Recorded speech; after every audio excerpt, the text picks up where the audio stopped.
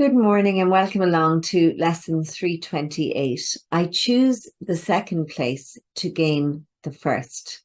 Kind of an interesting title, which we will explore in a moment. But first, let us look after our bodies. You know, when you really settle your body and become truly present, we take in a lot more. It's much easier for us to take in information in that settled but alert state. So we lean into our chairs, settle our sit bones, take time to recognize that the universe has got your back. And so you can softly open your heart, open your front, and allow yourself to be in this receptive mode. Let your guard down. Be here and be present. Take a little bit of time to notice the comings and the goings of your breath and how your body appreciates and uses this breath, the spirit of life coming into the body.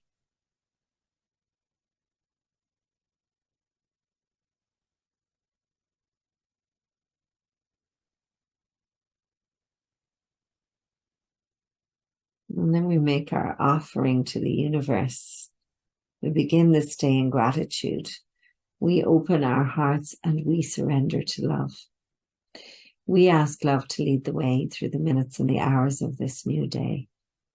We welcome joy, fun, and abundant prosperity. I still get a kick out of saying that line every day.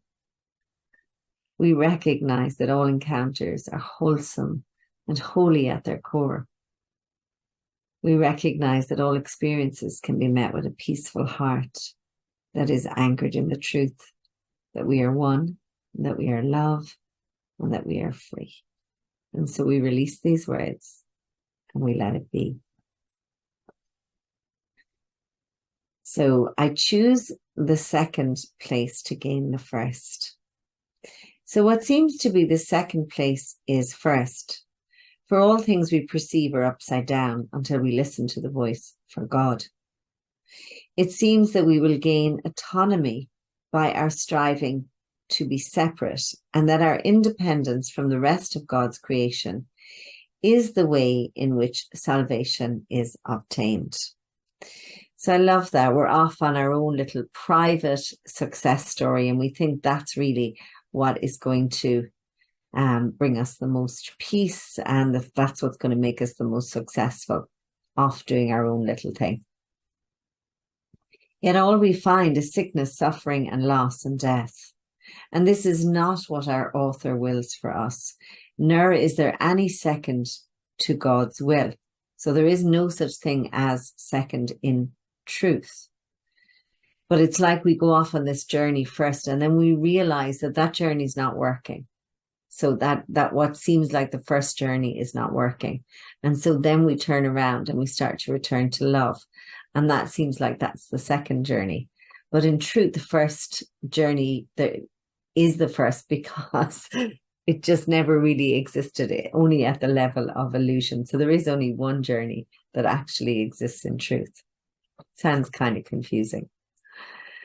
So this is not what our author wills for us, nor is there any second to God's will. To join with God's will is to find our own. So that separate little one that was, we were off doing our own thing. Well, in truth, that never really happened. That's all at the level of illusion. And since our will is God's, and it is to God that we must go to recognize our will, I choose, and you choose, I hope you're going to join me in choosing, to follow the Holy Spirit, to see that there is no second place, and I am one with the Holy Spirit. There is no will but yours, and I am glad that nothing I imagine, so this is where we're referring to the illusions, contradicts what you would have me be. It is your will that I be wholly safe, eternally at peace, and happily I share that will with you, my author gave as part of me. So, we were distracted, we were fooled, we thought something else, sort of, the ego gets distracted. I suppose the ego gets pulled. And then we recognize, happily, I share the will with you, the one that would have me wholly safe and eternally at peace. So it's like, yeah, we go off on a journey and then we turn back on ourselves, but the journey we went on was an imaginary one. Kind of fun, really, isn't it, when you think about it? But it's like, how long do you want to spend on that merry-go-round of seeming independence, when in truth, the only peace we'll ever know is when we turn home and return to love. And also when we bring all others with us, or all seeming others, because, we're never healed alone. And as I like to say, we're all walking one another home. And that's where real peace lies, when we bring everyone along with us. So we'll take this into meditation. This lesson's really making me smile for some reason. I'm kind of delighting in it. So I choose the second place to gain the first. So it's when that we turn back. That's what seems like the second place, or the second great idea that we have.